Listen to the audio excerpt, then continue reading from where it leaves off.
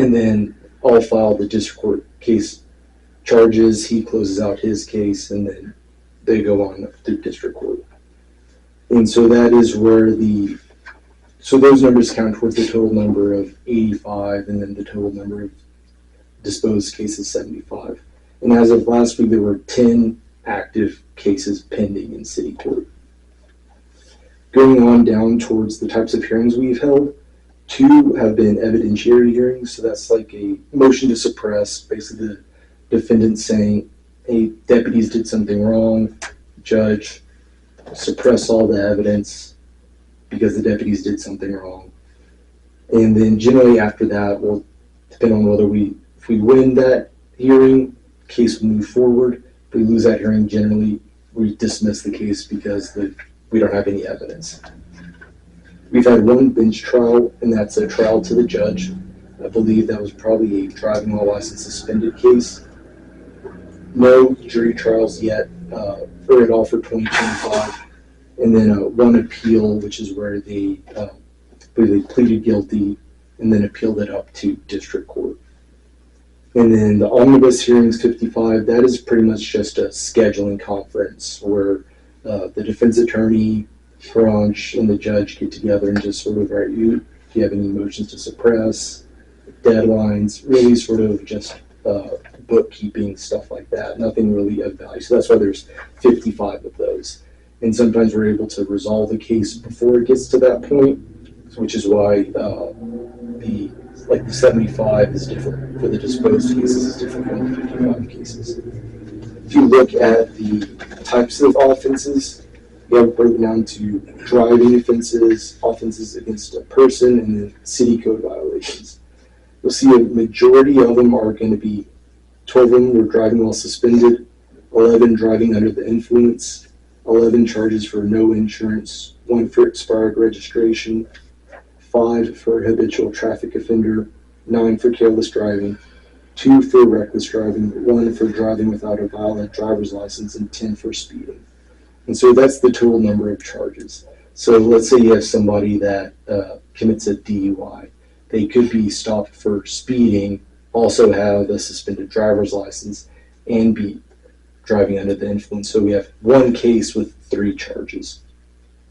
And then offense against a person, 8 were trespass to property, 6 were partner or family member assault, 9 disorderly conducts, 3 criminal mischiefs, 1 criminal contempt, 5 thefts, 6 assaults, 3 criminal endangerments, which were a felony. If y'all remember about this time last year, there was a shooting up on the northern part of the town. So I think that individual got about 7 or 8 felonies and maybe 4 or 5 misdemeanors that were charged, but all those got moved on to district court. And then 1 privacy in communications and 1 violation of an order of protection. And then going to city ordinances specifically, there was 1 animal at large, 1 parking violation, and 1 shooting in city limits, which unless there was another case of somebody shooting a bow or a pellet gun in city limits, I don't remember anybody like that. I'm pretty sure that shooting in city limits was that big shooting that happened last year. But overall, I think from what I remember from the cases when Corey was the county attorney, it seems like there's been a drop off in like the dog bite cases. I remember when I first started, there was a lot of those. So I'm hoping that's just a matter of dogs aren't getting out anymore. I know I have 4 dogs myself. If you ever seen an Irish Wolfhound walking around town, that's my dog. We do a good job of keeping him and our other dogs on the leash, and we appreciate when other people do the same. So I'm hoping that's the case, and it's not an issue of people just aren't reporting it. But otherwise, if y'all have any questions for me, I'm more than happy to answer them now or after the meeting, whichever y'all prefer. Thank you. Questions from council? So I was partly your predecessor. I don't know that we have met once. Is it still the case that all the felonies are transferred to district court, or is your What did you say his name was? Haranch. Haranch. Does he do any of those, or did they have No. to be? Yeah. I'm handling all the felonies Yeah. now. Haranch, he's been with my office he started in March of last year, and this is his first prosecution job, so I'm having him dividing the workload where he's handling all the justice and city court cases where they're misdemeanors, they're not as serious as felonies, so help him get more experience that way. Yeah. Well, and from my experience, it was a lot of plea deals. Which, Right. looking at those numbers, I'm glad you brought that up about they get to these omnibus hearings, and sometimes you're resolving them before then, because I'd heard that your predecessor, and not to really badmouth anyone, but a lot of those cases were getting backlogged, like running right up to jury trial and then getting dismissed. So Right. I think it's encouraging that you guys should know that they're getting resolved in an efficient manner, and not seeing any jury trials. That's great, because that's a big waste of time for city court. A lot of city court cases. An appeal. What was that for the city? It was a DUI appeal. I think it was a state's appeal that got resolved in district court, but Yeah. it was a DUI. Okay, interesting. I'm glad to see the dog numbers went down, because that was a big point of discussion right after I left. They were like, "Every dog in the city got out." Yes, that, when we hired John Stenzel's predecessor, Georgia, the dogs just went wild Right. that winter and into the summer, and it has been much quieter. Do you remember what our max occupancy at the kennel was? At one time, I think Georgia had 7 dogs, That's the number I remember. yeah, and A lot of animals, small kennel. because fortunately, at that time, 4 of the animals were from one family, so our compliance officer was able to kennel a couple of them together to make room, but it wasn't ideal at all, particularly at the time, the state that kennel was in at the time. Yeah, I think we do get calls sometimes from neighbors who say, "I saw this dog running," and other times we've had pet owners themselves call and say, "My dog is out, I'm actually looking for it." Yeah, I've been there. One of our dogs is a husky mix. It's opportunity to run, he's gonna run. And one thing to add that Peter brought up with jury trials, jury trials cost money, and I'm glad Haranch's, that was one of the things I sort of told him that I wanted him to really focus on, was try to resolve cases prior to a jury getting pulled.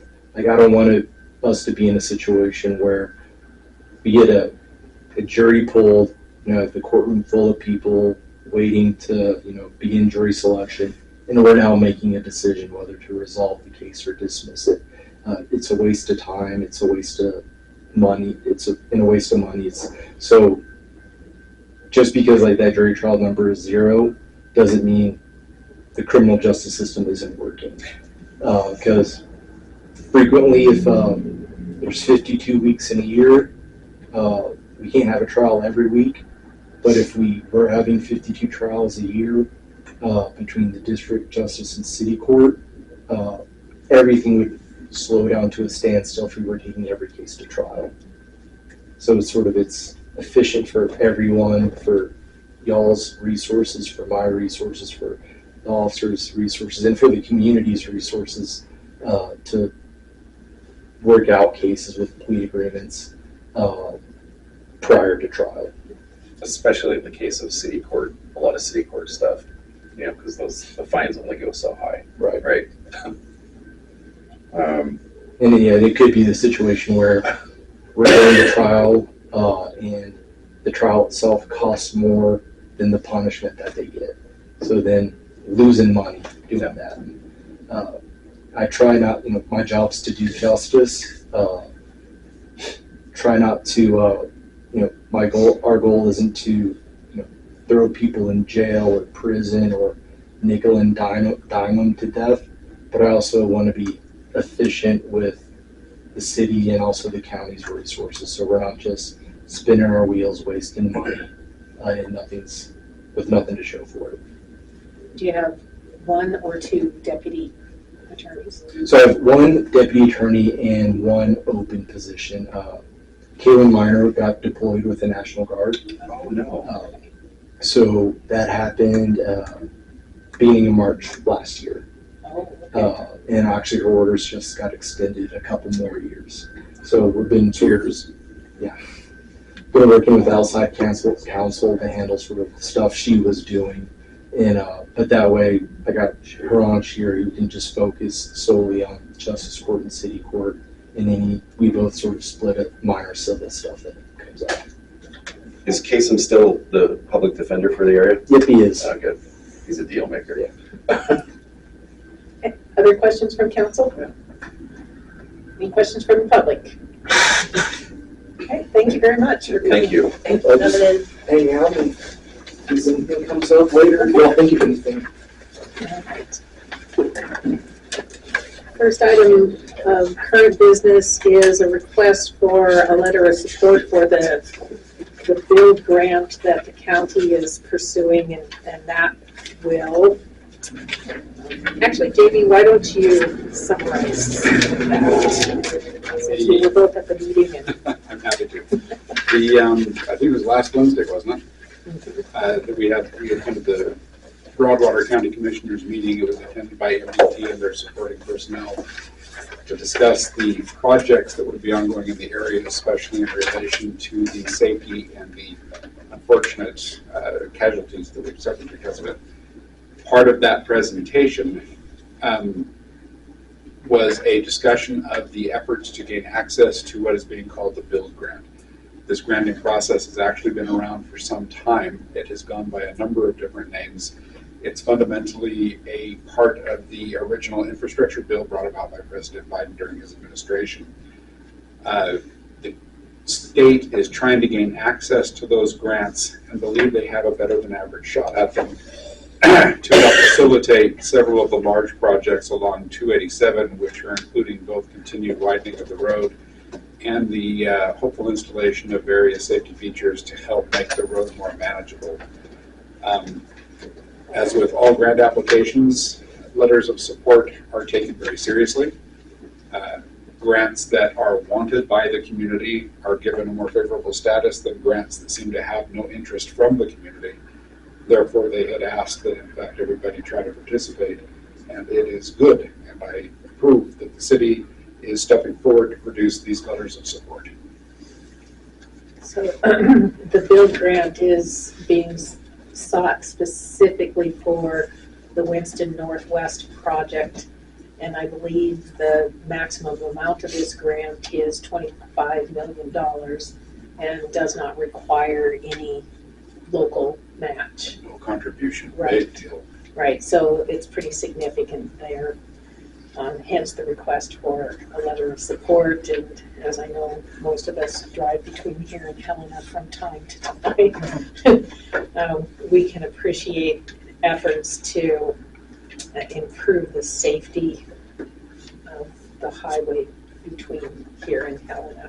So that's what this specifically is? Yes, Like yes. continuing the 4-lane all the way up? Or? No, this one is specific to the Winston Northwest project, which is